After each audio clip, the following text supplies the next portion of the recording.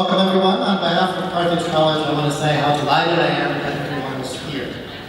Carthage is so interested in having more community members take part in our activities, from our performances to our lectures to debates like this one. And even if you wanted to come by and just take a moment to sit in a red chair and look at the lake, we'd be happy to have you here.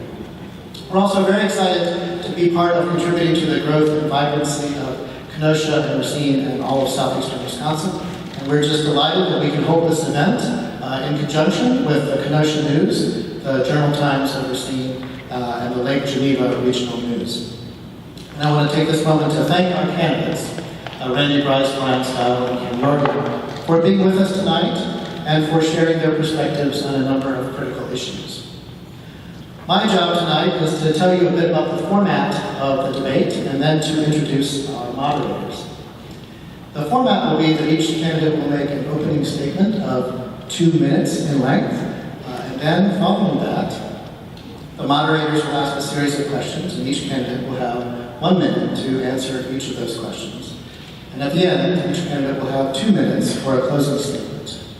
The speaking order was determined by a draw that happened earlier today. I should tell you that the candidates were told the topics for the questions tonight about a week ago, but the candidates have not played a role in choosing the topics or in constructing the questions. We do ask that audience members remain silent so that other people can hear, those that are present in Siebert Chapel and those that are listening online. If there are disruptions that persist, people will be asked to leave.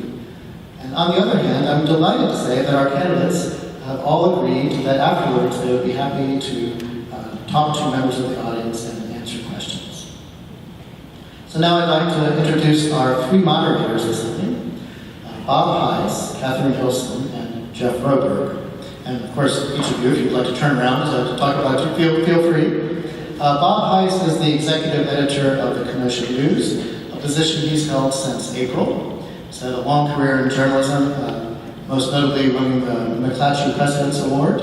And one of his initiatives since coming is to have the Kenosha News take a stronger role in publicizing information about state politics. So this event is exactly in the midst of his work. So thank you, Bob. Catherine Hilson is relatively new to Carthage. She is an assistant professor of sociology and criminal justice.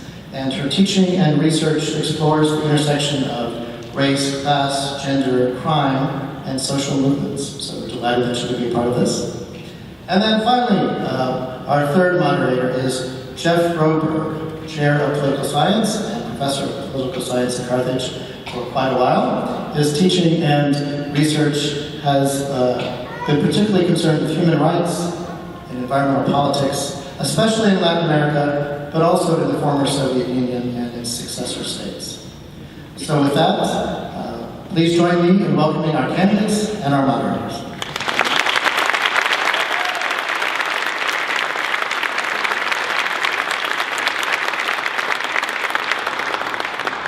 Good evening, gentlemen. We're pleased that you are here tonight and to help our community get to know you a little bit better, so thank you very much. With that, let's begin. Mr. Yorgan, you will have the first opening statement. Well, thank you. Thank you for all being here tonight and sharing this evening with us. And thank you to Carthage College and to Kenosha News for putting this event together. You guys have done a great job. I feel very welcomed and very comfortable. As I traveled around the district during this campaign, I would walk up to people and I'd say, "Hi, I'm Dr. Yorgan. I'm running for Congress in this district." And they'd say, "Oh, are you a Democrat or a Republican?" I'd say, "Well, I'm an independent." They say, "Oh, great, we need more independents in Congress." I said, "Well, I couldn't agree more." Then, of course, the question is, do you expect to steal more votes from the Republicans or the Democrats? And I say, well, in as much as 40% of Americans and more self-identify as independent, it's my job to keep the Republicans and Democrats from stealing votes from us. Now, no matter who loses this election, I'm sure I'll probably be blamed. And I hope that both of you have the opportunity to blame me.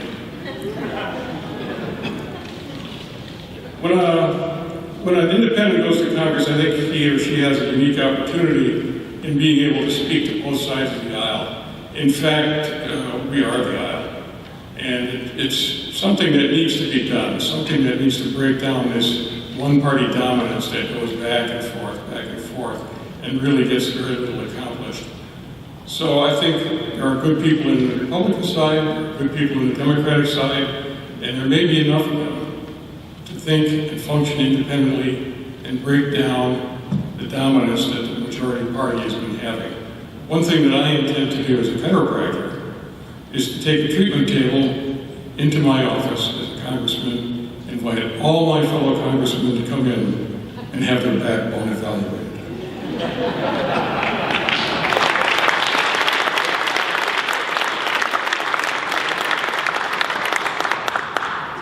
Thank you. First, I'd like to thank the Kenosha News, Racine Journal-Times, Lake Geneva Regional News, and for Carthage College for putting on tonight's event.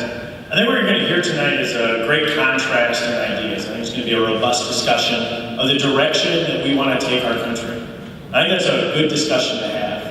I want to lower the cost of healthcare. I believe you do that by putting patients and doctors in the center of that decision-making process. Randy Bryce wants to have the government take over healthcare. That's a $32 trillion program. It would end Medicare as we know it.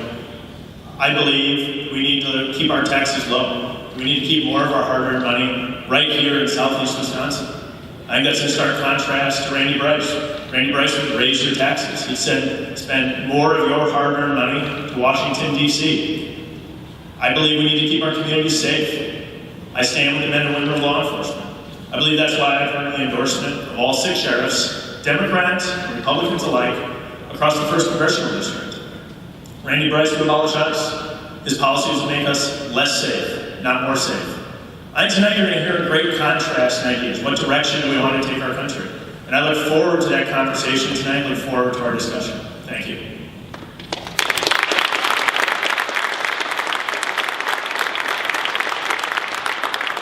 I'd like to thank Carthage College for this fantastic venue. I'd also like to thank Racine Journal-Times, Kenosha News for moderating this event. Ken, great to see you here. Bryan, it's also great to see you. It was great last Friday also, seeing you answer questions and not hide behind millions of dollars worth of attack ads. I'm really looking forward to discussing the issues in front of the people tonight. Thank you.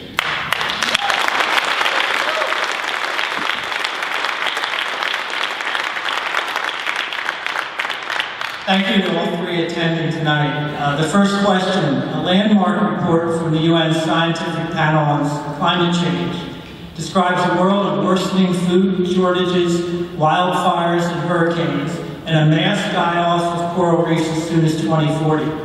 Do you agree or disagree with the following statement? The climate change we are currently experiencing is in a large part due to human activity. What would you do as a representative of Congress to respond to this? Mr. Steil. So, as an avid outdoorsman, I believe it's a key component to protect our land, our water, and our air. I believe that climate change is real, and I believe humans are a key component of that. I think then what comes is how do we actually go about protecting our climate without not dramatically increasing our energy costs. So if you look at the policies of Randy Bryce, would dramatically increase the cost of energy. He would pull away from our ability to heat our homes with natural gas, which would dramatically increase the cost of how we actually go through the process of heating our homes. I was having a conversation with an elderly couple in Elkhorn the other day talking about the cost to heat their home. The energy policy reported by Randy Bryce would dramatically increase their energy costs. We can protect the environment. In particular, we need to bring India and China to the table for what they're doing for the environmental degradation on a global scale. Mr. Bryce?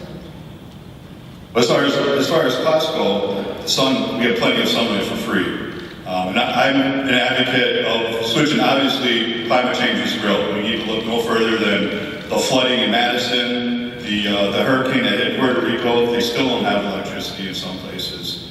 But I'm an advocate of making ourselves dependent on non-fossil food. We need to use renewable energies, and we can do it by the year 2035. It's something that I propose that we do. and get the building trades, which I've been a member of for the past 20 years, to start putting these things up. We wrote the book on how to put wind turbines up. Ironworkers are doing fantastic things with solar panels as well. It's the right thing to do as far as creating jobs. It's the right thing to do for our children and for our children's children, so that we have a cleaner planet. Yeah.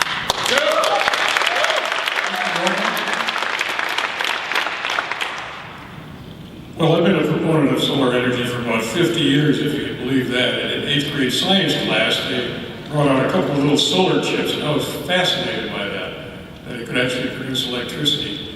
We know that climate change is real, and we know that human beings are at least in part to blame for it. And we know that there are things that we can do to mitigate that.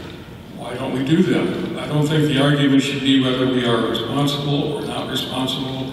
I think the discussion should be, there are things we can do and we ought to do them. There are certain forms of architecture, for example, that would be fantastic, which are almost never used. Straw bale housing, if you would believe that, yes. There's all kinds of things that can be done to bring us a little bit closer to under control. I don't think we'll ever really get it totally under control because we're going to be here for a while and we're going to continue to contribute to the problem, but let's get it reduced. Let's do what we can to save this planet.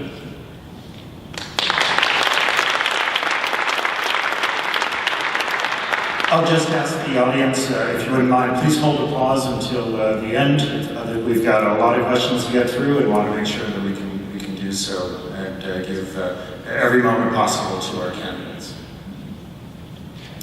Thank you. This question starts with Mr. Bryce. In the United States, education is still the doorway to opportunity. Many students today must choose between not going to college or taking out loans that would be crippling to repay. Today, outstanding student loan debt totals nearly $1.4 trillion, and the number of students who graduate with more than $50,000 in debt has more than tripled since 2000. Is higher education for all the value that you believe in? If so, what is the best way to support our students as they seek a degree in higher education? And what concrete revisions to the current system of grants and loans should be carried out so that students can achieve their degrees without excessive debt when they graduate? $1.4 trillion is an awful lot of money to be in debt. Imagine if that money was being used in our economy, helping buy things. That would help stimulate the economy and create more jobs. I've been in favor of public education, technical colleges, for free for people. It's a crisis. I mean, people go to school and they get into debt. It's the one loan that you can't discharge in a bankruptcy. And you also can't renegotiate it, like you can a car or a house. I'm fully in favor of being allowed to right now be able to renegotiate these loans, because a higher education shouldn't be a reason to be in debt for your entire life. Mr. Yorgan. Those are good points. I think that we should also incorporate free tuition in state universities and colleges for students who maintain a sufficient grade point average. And I also would like to see an expansion of trades education and vocational education. These are things that kind of passed by the wayside in my generation. Everybody was going to college. We've got more sociologists and professors of this, that, and the other thing frying hamburgers than we need to think about. But there's a need in the skilled trades, and there's a need in some of those other areas where people actually work with their hands and do creative things. So we need to expand that. I also like the idea of restructuring loans, and I think the idea of possibly giving tax credits for the amount of money that you're paying back in your student loan would be a very helpful thing to consider. Thank you. Mr. Steil. I served on the University of Wisconsin Board of Regents. I was appointed by Governor Walker and confirmed unanimously in the state Senate, Democrats and Republicans alike. So I think I bring a problem-solving approach to the cost of higher education. What do we do on the University of Wisconsin Board of Regents? For the past 6 years, in my entire tenure, for the past 2.5 years, we've frozen tuition. That's a real approach. It has a real impact on people's ability to afford the college product that's in front of them. Of all the states where you see student debt going up, Wisconsin is one of the very few, for the first time you even saw it tick down. The right approach is to go and address the real problem, which is the underlying cost of the educational product. As it relates directly to your question for individuals who come from lesser means, if you take you have a student from your family, and you make less than the median wage in the state of Wisconsin, $56,000. You get accepted to the University of Wisconsin-Madison. What is your tuition and fees? 0. That's the Badger Promise, a combination of the state, the federal government, and private donors making sure that education is affordable and accessible to students who need it most. Thank you. Mr. Yorgan will start the next set of questions. Since 2010, unemployment has consistently fallen from near 10% down to 3.7% in September, the lowest it's been since 1969. The economy has seen solid growth, solid job growth, but wage growth has lagged. Those who have seen an increase in wages occupy the top 10% of earners. Since 2000, the top 10% of earners have seen a 15.7% wage increase, nearly 5 times that of the bottom 10th. Moreover, while there are several different indicators we could look at, on average, women are still making less than men today.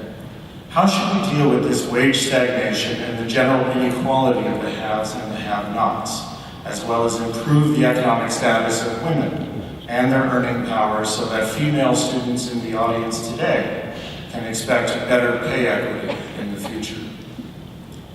Well, it's economic policies that have allowed this situation to occur, and I don't like to enforce big government on people, but I'll tell you what, it's a change in economic policy that is going to cause this problem to go away, or at least to reduce it.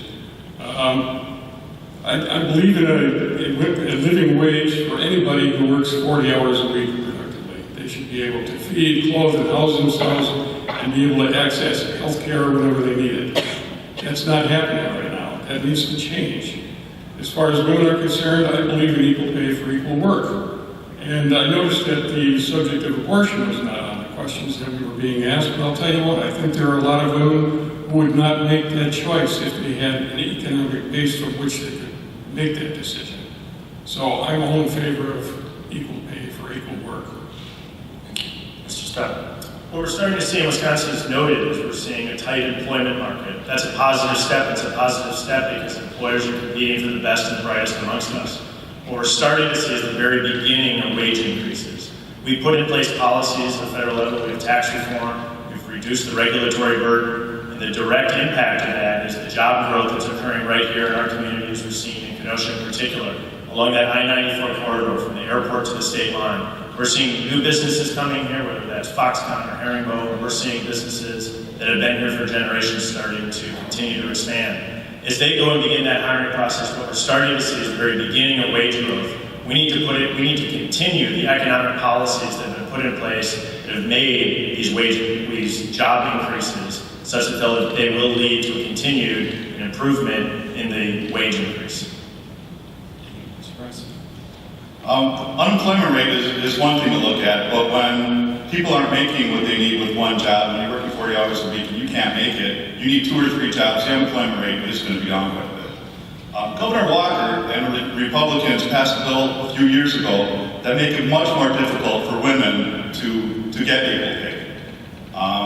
And that's not acceptable. We need to have women, as an iron worker, we have women on the job. There's a group called Sisters of the Iron that their goal is to help bring more women into our trade because it's a predominantly male-oriented field of work. They're not getting paid the same, but they work just as hard as we do. And that's one of the things I'm glad about being in a union. It's especially worse among women of color. So if we're going to talk about equality, we need to bring those up that are suffering the most. I'm all in favor of Equal Rights Amendment and making sure that women are paid exactly the same thing. Thank you. Thank you. The next question is starting with Mr. Steil. On November 6th, voters in 16 counties and 2 cities in Wisconsin will have the opportunity to weigh in on the national debate surrounding legalizing medical marijuana. Would you support legislation to legalize medical marijuana? Why or why not? It's a great question. I think there may be opportunities for the doctors and scientists, and the FDA in particular, to explore THC. But you see in Wisconsin we have CBD oil that's available for sale now legally. But I look in particular at the experiment on medical marijuana where it's drifted into effectively recreational marijuana. And And I think there's a real risk that marijuana will travel into our high schools and be dangerous for our high schools. I spent time with the law enforcement community here in Kenosha discussing drug trafficking that's coming through our communities, in large part traveling from Chicago up to Milwaukee, branching out in our communities, Racine, Kenosha, Franklin, Oak Creek. And I think there's a real risk where medical marijuana travels into and becomes recreational marijuana. And I think that's a danger in particular for our high school students. Mr. Bryce? I'm absolutely 100% in favor of medicinal marijuana, recreational as well. And the reason that comes to mind is, although I'm a cancer survivor, I had an uncle who wasn't so lucky. He was diagnosed with lung cancer and ended up dying as a result. The side effects of what he had, it was horrible. I mean, he had no appetite and he was going through a lot of pain. We even discussed taking him to Michigan to look to a doctor to see if he could get rid of some kind of script. But the fact is, if you look at what's happening in Colorado, the amount of jobs that it's bringing, we're looking at it in Wisconsin, if it would be brought here, we're looking at the possibility of 300,000 jobs, in addition to taxable revenue. Colorado is able to buy things, pay for things with that money that Wisconsin is not, because we're letting it go by. Canada, the entire country, has legalized it. It's about time for Wisconsin to get on board, or we're going to be left behind and wondering, how come everybody else is doing so well? Why not us? Yeah. Mr. Yorgan?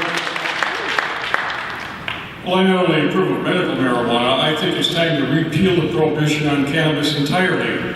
It's a law that was founded in racism, and it was perpetrated and carried on economically by economic interests that didn't want to compete with hemp.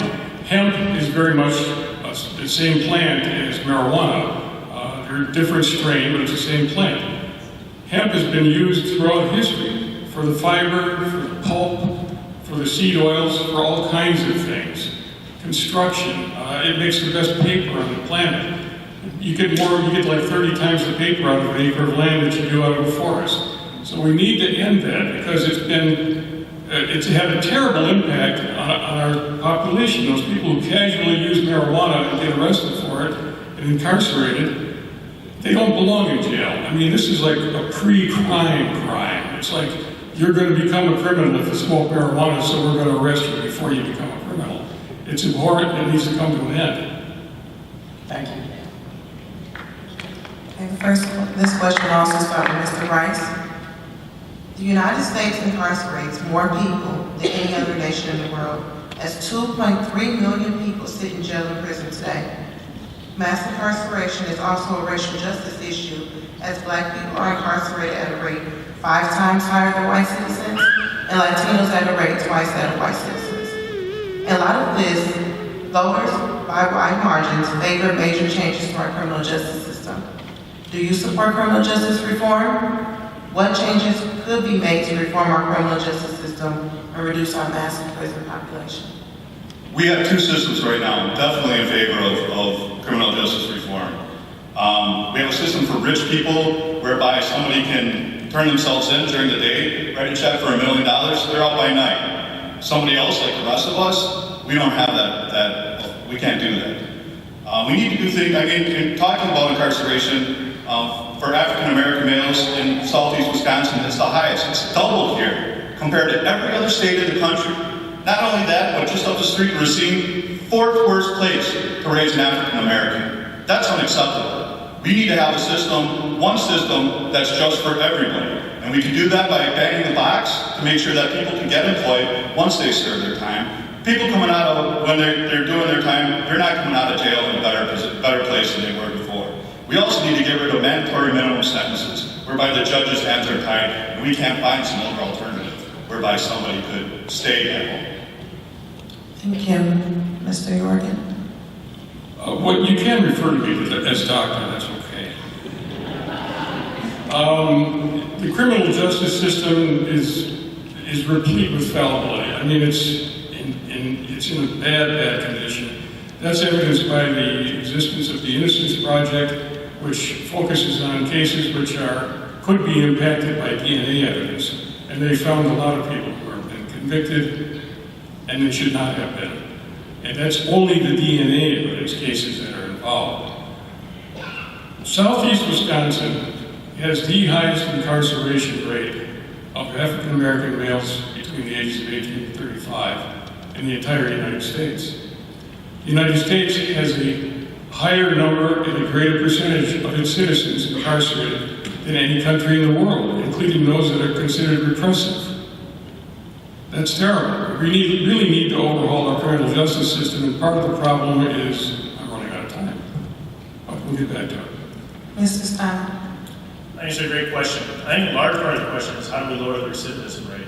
How do we prevent people who paid their time to society to not re-enter that system again? When we have an environment where we have such a strong jobs environment, I think there's a real opportunity to make sure that the criminals who paid their time, in particular nonviolent criminals, we make sure that those individuals have the job skills training that they need so they can re-enter the workforce. I think you can pair that up with a private sector approach, where right now we have such a tight labor market, we have a lot of employers that are looking for new opportunities. I think what we have an opportunity to do is to pair up that workforce need with a lot of individuals who are exiting the criminal justice system. I think that's a real opportunity to bring folks together from both the left and the right to approach that problem.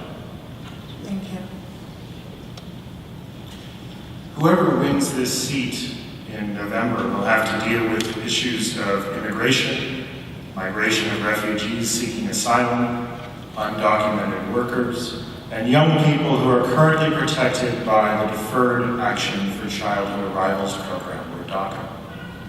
How do you propose that we deal with immigration policy in this country?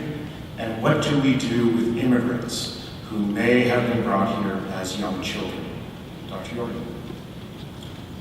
Well, I think the DACA program is just about to expire, so that's not a great concern of mine. As far as immigration is concerned, I believe that we should bring in as many as we can handle. I don't want to flood the country with immigrants, obviously, but I think there is room for more. If you look back on the tradition of the United States, immigrants have really built this country. They bring an energy and a hope and an enthusiasm to the social context. Up in Racine, which was a very, very strong industrial powerhouse, which has lost a lot of its manufacturing capability, we've got a neighborhood where a lot of Hispanics are living now and raising children and running jobs. I mean, they've got restaurants, tire repair shops, so on and so forth. I say that's one of the things that we could do to rejuvenate these cities that are in economic stress, is bring immigrants in. The infrastructure there would be available to them at a low cost, and just let those creative talents bloom. We have a broken immigration system. I think we've been let down by Democrats and Republicans alike. I think it's a multi-step approach. I think step one, we need to make sure we secure the border, and the wall is a component to that. As it relates to individuals like DACA, individuals who come here through no fault of their own, I think we need to make sure there's a path for those individuals to come right with the law. And then we also need to address our legal immigration structure. Our legal immigration structure, I think, fails to take into account our workforce needs here in the United States. So step one, you need to secure the border. You can have a path for individuals to come right with the law in the DACA situation. And then you need to fix the legal immigration structure. I look in particular, you have conversations, there's two individuals, Mike and Hector. They own a restaurant in Rock County. They fled Albania under communist rule and risked their lives to cross the border and sought asylum in the United States. We need to make sure we have a legal immigration system that properly takes individuals into account and allows them to be really solid, constructive members of our society.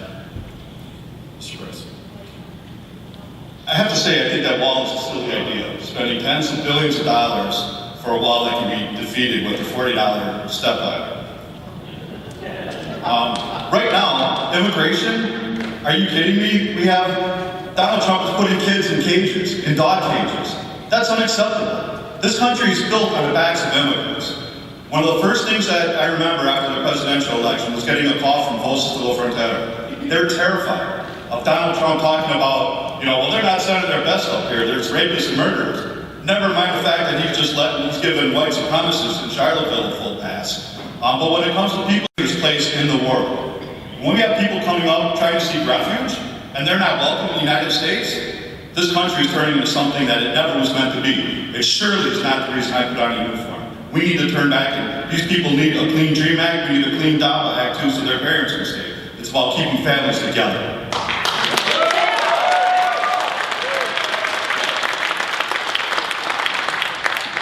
We are hearing leaders in Congress talk about reforming Social Security and Medicare to get the federal budget under control. Talking specifically about Social Security, which American workers are paying into, how would you work to keep it fully funded and paying out for the foreseeable future for all the people in this room? Mr. Steil. It's a terrific question. So Social Security is a promise we made to our seniors, and it's a promise we need to keep. The same goes for Medicare. Both are promises that we made to seniors. The promise needs to be made kept for particular individuals in retirement and those approaching the retirement age. As you get to a younger group, my generation and below, we need to have a conversation across the aisle to determine how we can properly maintain that program so it lasts for generations to come. I look back and I think of my grandfather. He started working at Wrigley's Gum in 1939, left for World War II, came back, Wrigley's held his job open. He retired on his 65th birthday, 1983. My grandma living on the north side of Chicago, she still lives on that Wrigley's pension along with Social Security. Social Security is a promise we made to our seniors. It's a promise we need to keep, in particular for those in retirement and those approaching retirement age. Mr. Bryce. When you hear Bryan talk about, let's have a discussion, trust me, he means we're going to cut it. As far as Social Security, I think we'd be in a much better place if we didn't give $1.5 trillion to billionaires, to the wealthiest people in this country, as part of the tax scam. 1 week later, we heard Paul Ryan say, well, all of a sudden we can't afford it. I don't know why we don't have any money. Just recently, we heard Mitch McConnell. It's the Republican plan to make cuts. They came right out and I don't normally hear them this boldly claim some things, but they said we're going to make cuts. That's unacceptable. These are earned benefits. They're treating it like the government is giving us some kind of privilege. These are things that we paid into our entire lives. It's something that people are deserving of. So many people, especially the elderly, depend on it as their only means of income because not a lot of people have pensions. It's something that should be protected. It's something that also should be expanded because people need it. It should be there when they're ready for it.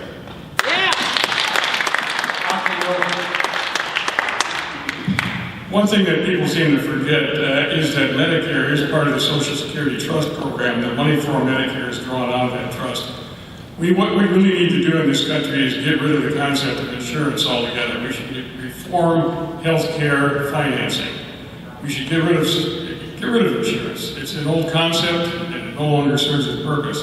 If we break Medicare away from Social Security and we use Medicare as the model for everybody in the country to be a part of, we could have a tremendous savings. That would keep Social Security alive for much longer. Also, if we go to a sales tax to support the healthcare system, and it would be approximately, by my calculations, about a 15% sales tax, which causes people to gasp, except for the fact that it would be on non-essential purchases. Now, in order to pay $150 in tax on a monthly basis, you'd have to buy $1,000 worth of non-essential items. And we're out of time. Okay.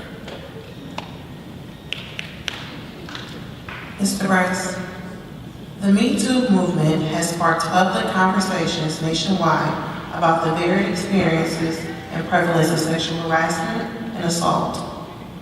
As important as it is for women to have a platform through which to share their stories, social media will only get us so far.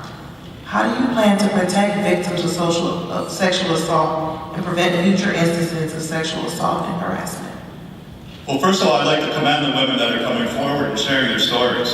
They're horrible, and they shouldn't happen. And as a man, I'm going to listen to what they have to say and do whatever I can to stop this from happening. Our campaign staff, we unionized. It's the first campaign staff to do so in American political history. One of the things that we made that's so important because of the time is sexual harassment, so that we have a third party. People can reach out to the third party if it becomes an issue. We have a one-strike rule. It's something that's not going to be tolerated by anybody on our staff. Women deserve better than this. And as men, we need to not just listen, but pay attention and help them. Which is why I'm proud to do more than just talk about it, but listen to the stories and again, put in place policies that are going to help women, and also be the guy that tells the other men, listen, we talk enough, let's pay attention and do what we can to help women. Thank you. Dr. Yorgan. Well, sexual harassment is a problem with the power dynamic being out of balance in any kind of a social interaction, and it's the person with more power that's taking advantage of the person with less. People would be surprised to learn just how many people other than women are victims of sexual harassment. I don't think there's anything worse that a person can experience emotionally than to be feeling abused, unprotected, and unbelieved. That's a very, very lonely existence to have to lead. I think it's incumbent upon men who are the physically stronger in the group to be protective of those who are not as strong. That includes women, it includes children, it includes anybody who would be vulnerable to sexual harassment. I think it's important to hold people accountable for sexual harassment, but it's just as important to educate them out of their behavior. Thank you. Mr. Steil. There's no place in our society for sexual harassment or sexual assault. In particular, no individual, man or woman, should feel uncomfortable going into work because of sexual harassment or sexual assault. I'll make a promise that if elected in my office, there will be a zero tolerance policy as it relates to sexual harassment and sexual assault. In my background, I've taken action on this. In the University of Wisconsin Board of Regents, we put in place policies to stop what we call pass the trash. What happens often is in background checks and references, people don't bring up appropriately when an individual has been accused or convicted of sexual harassment or sexual assault. We put in place policies to identify individuals who've been charged with those actions to make sure that they do not receive a job at another institution, so we don't pass the trash. We've taken action. There's no room in our society for sexual assault and sexual harassment.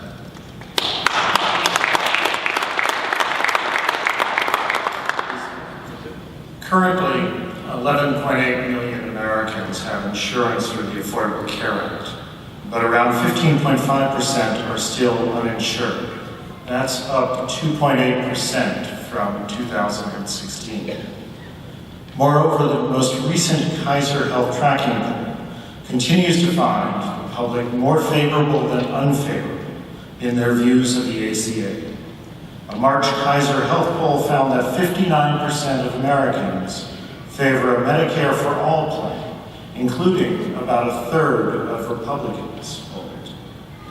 With the current cost of health care, what type of affordable health care system do you support in the United States? Dr. Yorgan. Well, as I mentioned in the previous question, I support replacing insurance entirely with a health care financing plan, which makes health care available to everyone. You don't need health insurance, you need health care. And if we eliminate a lot of the overhead that's involved in the traditional insurance plans, there'd be a tremendous saving. In 2015, just 70 CEOs for insurance companies took home $20 billion for 70 people. That's an incredible amount of money to go to that small number of people. I tell you, Medicare itself, the model for Medicare functions on about a 1 to 2%, typically 1%, sometimes less than that, administrative cost overhead. Traditional insurance sometimes trades as high as 40%. The Affordable Care Act capped it at 25%. Now, there are people who claim to be conservatives who say this is a government takeover of health care. It's not. It's the people's response to a corporate takeover of health care. And if you believe in government of, by, and for the people, it's the people's response. Mr. Steil. The Affordable Care Act has failed us. What it's done is it's driven up the cost of health care. And as we've done that, we've made that health care less affordable and less accessible. Now, I've been clear since the beginning, we need to protect people with we need to protect individuals with pre-existing conditions. We can do that while still addressing the disaster that is Obamacare. What we need to do is put patients and doctors at the center of the decision-making process to lower costs and improve quality. In particular, you can look towards HSAs and other options to find how you put those individuals and doctors at the center of that decision-making process. I think this stands in stark contrast to Randy Bryce, who supported government takeover of healthcare that effectively end Medicare as we know it. It would jeopardize the Medicare program that we have for seniors, and in particular, it would dramatically increase costs. Just to pay for that program alone, you'd have to double all income and business taxes just to pay for that one program. We need to stay focused on how do you lower costs and improve quality. Mr. Bryce. You want to know how the Republicans running for office, after voting to repeal Obamacare, the ACA, they're now promising that if you elect them again, they're going to save pre-existing conditions. As a cancer survivor, this is the #1 issue for me. I was diagnosed with cancer at a time when I'm working 2 full-time jobs and didn't have any access to insurance. That's a scary place. My mom has MS, my dad has Alzheimer's. It's something that affects everybody. I've been in favor of Medicare for All system. Koch brothers have done a study that shows we're actually saved $2 trillion over 10 years by putting it in place. In addition, that's going to mean we'll be able to have access to dental and eye care as well. We're not going to have, healthy people have to pay more and more every year on your premiums or your deductibles, even if you don't use it. That's unacceptable. People shouldn't have to make life or death decisions just because they can't afford access to a doctor.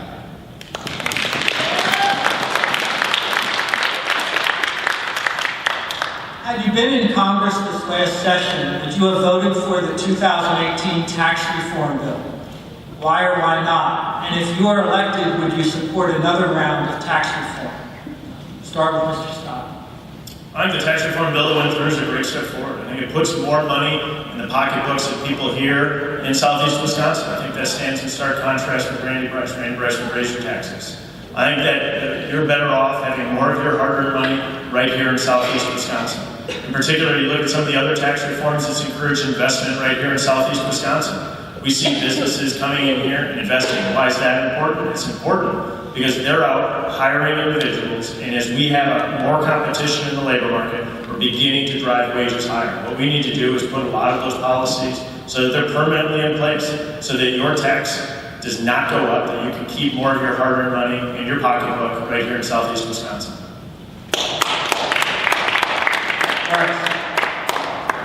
I don't want to raise hardworking people in the middle class's taxes. I want to raise millionaires' taxes, corporate lawyers.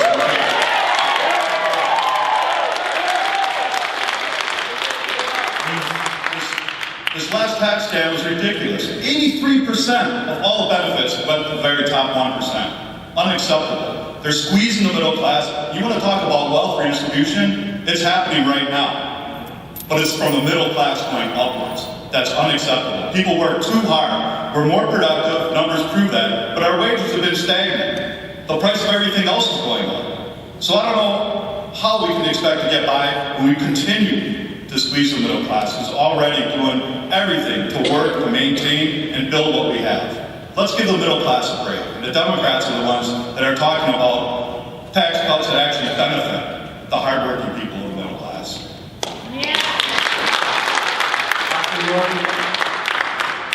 I definitely would not have voted for that tax package that came through. There was a big, wet, sloppy kiss for the big boys at the top. And a little peck on the cheek for the little class. Not only that, but they're going to come and wipe your cheek over the next 10 years, so there's no evidence of that little kiss. The tax structure needs to be redone. I mean, and those tax cuts for the big boys, those were permanent. Of course, we know nothing's permanent, so if you send me to Congress, I'll talk about that. Thank you. Thank you. Mr. Bryce, according to a CNN poll, the school shooting in Parkland, Florida has shifted public opinion on gun laws. Overall, 70% of those polled now say they back gun reform. How do you address the issue of gun reform to deal with what feels like an epidemic of mass shootings? Well, it's obvious that what we have now isn't working, what we have in place now. As a father of a son that's in middle school at a public school, every time I hear about these school massacres, and there seems to be one every other week, I'm just terrified that someday it's going to happen to my son. I refuse to buy him a bulletproof backpack for him to carry his books back and forth to school. What we need is sensible gun reform. We just had 2 fathers whose children were killed in the Parkland shooting come up. One draws murals on a wall. He did that for us. And he was talking about, we didn't think it would happen in Parkland. We thought that our community was safe. That's the reason he moved there. He checked it out. It was a safe community. His child is dead as a result of this. And all we're offered is thoughts and prayers. Thoughts and prayers aren't going to solve anything. We need common sense gun reform, get rid of bump stocks. I heard that was something everybody pretty much agreed upon we don't need. Where is it? It's been ignored until the next shooting, and then we'll be offered more thoughts and prayers. We also need background checks so that we know that people who have access to guns don't have something in their background that would harm the community. Thank you. Dr. Yorgan? Now is the time that we should be talking about this gun issue and about violence in schools and in public places. There's a little bit of a lull, and this is typically the time when everybody just forgets about it until the next big shooting comes along. One of the major problems, one of the major factors in these gun massacres is mental health issues. And if we had a working healthcare finance system, mental health services would be available to people who need it. They should not be able to buy guns or get a hold of guns. Now, I've talked to a lot of gun owners. I own a couple of guns myself. And I'll tell you, if they would enforce the gun laws that are currently on the books, it would be a great step toward reducing the possession and the misuse of guns. As far as high-capacity, rapid-fire weapons are concerned, when they were banned under the Clinton administration, there was a perceivable good effect. That has been repealed. That's unfortunate. I think that needs to be reopened. Thank you. Mr. Steil? School shootings we see is a really serious issue. I think first and foremost what we need to do is enforce the gun laws that are on the books. If you look at Chicago, roughly 1 in 20 shootings leads to an arrest. That's abysmal. We need to make sure that our law enforcement community has the resources they need to be able to put criminals who use guns illegally behind bars. The other thing I hear when I speak to the law enforcement community is the tone. The tone with which we speak to these law enforcement officers. They're often the first ones on the scene. You think about the men and women who arrived in Middleton just a few weeks ago and went in and prevented a situation from becoming much worse. We owe them a deep debt of gratitude. I think that stands in stark contrast. Randy Bryce has compared law enforcement officers to terrorists. Your words, not mine. I challenge you before and I ask you tonight. I think you should apologize to the men and women of the law enforcement community for comparing them to terrorists.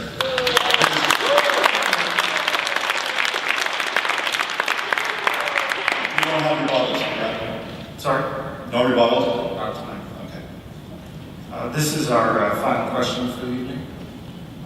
Depending upon how one counts, we've spent somewhere between $1.5 to $5.6 trillion in our war efforts in Afghanistan, Iraq, and Syria.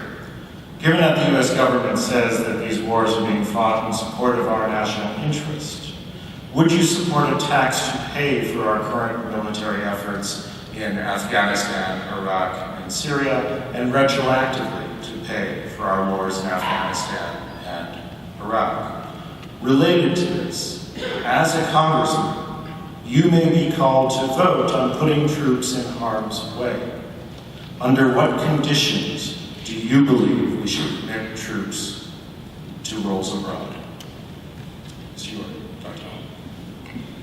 Well, I don't think there is anything more honorable that a man or woman can do than to place themselves in harm's way in defense of their family, their home, and their country. But it's incumbent upon the leaders who deploy them to only do so in case of an emergency, in case of an extreme national need, and I think that's where our leadership has fallen down. The situation now exists where basically the president can declare war just about any time he wants to, as long as he gives Congress notice within 48 hours and asks them for approval. Well, the troops are already out there. What are you going to say? Bring them back in? That power needs to be taken away from the president and placed more firmly in the hands of the Congress. I don't think we should deploy troops unless there is a definite national threat. And we've got 800 bases in 172 countries around the world. I don't understand what is going on. Why are we the policemen of the world? It just makes no sense. I don't support additional taxation for additional deployments. Mr. Stein. One of the most challenging votes you could take as a member of the House of Representatives would be to send men and women into harm's way. To do that, you need to know that all diplomatic solutions that can reasonably be sought have been sought, and there's no further option. You also need to know there's a clear path to success for that operation, and you need to know that our national security is utmost at stake. As it relates to the budgetary issue, I think Washington has a taxing problem has a spending problem, not a taxing problem. I think we need to address our overall spending in Washington. But in particular, I think the proper funding was put in place in the most recent budget. After the military had been hollowed out under the Obama administration, supported by Nancy Pelosi, we finally have a budget that came in and properly funded our military so we can negotiate from a position of strength, so we can negotiate peaceful resolutions from a position of strength, in particular as it relates to Iran and North Korea. I'm a veteran myself. I was deployed to Central America in the mid-'80s when we had some things going on down there. And I know how important it is to feel like the country has your back, that you have everything you need. That being said, when it comes to voting to send people to war, Paul Ryan removed Barbara Lee's amendment in the middle of the night. It was literally right around midnight. That ended up it would have taken away Donald Trump's blank check to wage war on us. I think it needs to be put back in the hands of Congress. It shouldn't be one man, especially with some of the activities that I've seen him doing, some of the things he says. I don't want to have our soldiers sent to war as a result of some tweet that he makes. But we've seen he pulled away an agreement that we had with Iran and rip it up and say it's not good, but he'll go to North Korea and try to get the same kind of thing passed. Well, how much credibility do we have these days? Literally, not too long ago, he was talking from the United Nations and the rest of the world laughed at us. We need a strong foreign policy. We need to make sure when we send troops someplace, we have an excuse. When we bring them back, there has to be a definite victory plan. We don't have that in Afghanistan right now, and our troops deserve it. And when they come back, we need to take care of them. If we can spend millions to send them and equip us for war, we need to take care of them when they come back. Gentlemen, we've reached our closing remarks. We'll begin with Mr. Stein. Thank you. And thank you to Carthage College and to the members of the audience for being here tonight and to those listening and watching at home. I think what we heard tonight is a great contrast in ideas, a contrast in the direction that we want to take our country. I think that's a good conversation to have. I believe we need to lower the cost of healthcare. We need to put patients and doctors at the center of the decision-making process. I think that stands in stark contrast to Randy Bryce, who wants a government takeover of healthcare to end Medicare as we know it. I believe you should have more of your money in your heart, in your pocketbook, right here in southeast Wisconsin. I think that's in stark contrast to Randy Bryce, who would raise your taxes. I believe we need to keep our communities safe. I think that's why I earned the endorsement of all 6 sheriffs, Democrats and Republicans alike, across the entire 1st Congressional District. I think that stands in stark contrast to Randy Bryce, who would abolish ICE, policies that would make our communities less safe. I think what we heard tonight is a contrast in ideas. Is the answer to our struggles reside in Washington, D.C., or is it here in our own communities?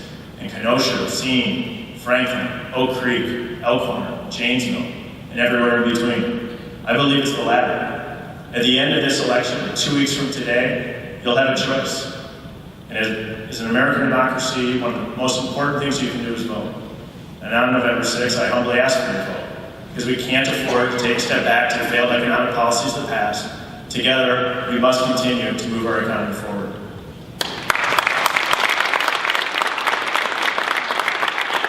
Mr. Bryce. I want to thank the moderators, thank Carthage College, thank all the people that are here tonight. It's not nice to have to compete against the Brewers game. And it comes down to a simple thing. You know, you can have somebody that understands what it's like to struggle, work hard to struggle in the 1st District, survive cancer, have a son, and a veteran. Somebody that knows what it's like to get laid off in the middle of wintertime and wonder where your next paycheck can come from. Or we can vote for a corporate attorney who has made money outsourcing good paying Wisconsin jobs to China or Mexico. What we need is a government for the many, not for the few. I plan on standing up, listening, and then standing up for the hardworking people of Wisconsin's 1st District, because for the last 20 years, we've been ignored. Yeah.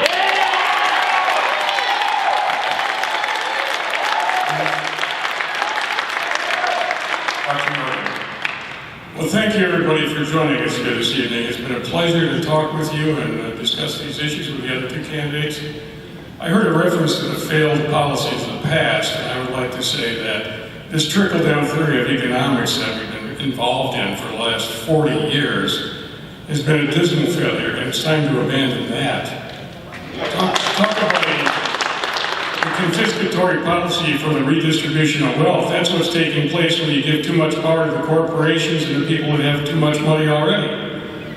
I don't think I have ever read a child rearing book that says, give the child everything they want, plus a little more. But that's what we're doing with the wealthiest members of our community. We're giving them everything they want, plus a little bit more. Is it any wonder that they don't want anything to change? My goodness, when Bryan's former employer, Mr. Ryan, was in office, the wealthy got wealthier by a substantial margin, and things were put into place to keep them that way. I think it's time to reverse some of those trends.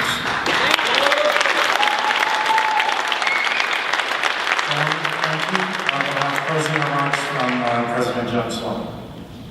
I want to thank our candidates, Bryan Steil and Yorgan, and remind everyone that there is an election day coming up. If you live in Ward 3 of Kenosha, then Carthage College is a polling place. I will encourage you to come to the Tarble Athletic and Recreation Center between 7 in the morning and 8 p.m., where you can exercise your right to vote. I want to thank the Kenosha News, the Journal-Times of Racine, and the Lake Geneva Regional News for helping us sponsor this program. And I want to thank each of our moderators for asking very careful and well-delivered questions to our candidates. I hope that many of you will stay here tonight to talk to the candidates, and that many of you will come back to Carthage for another event in the future. So let's take this moment to thank our candidates for being here and sharing.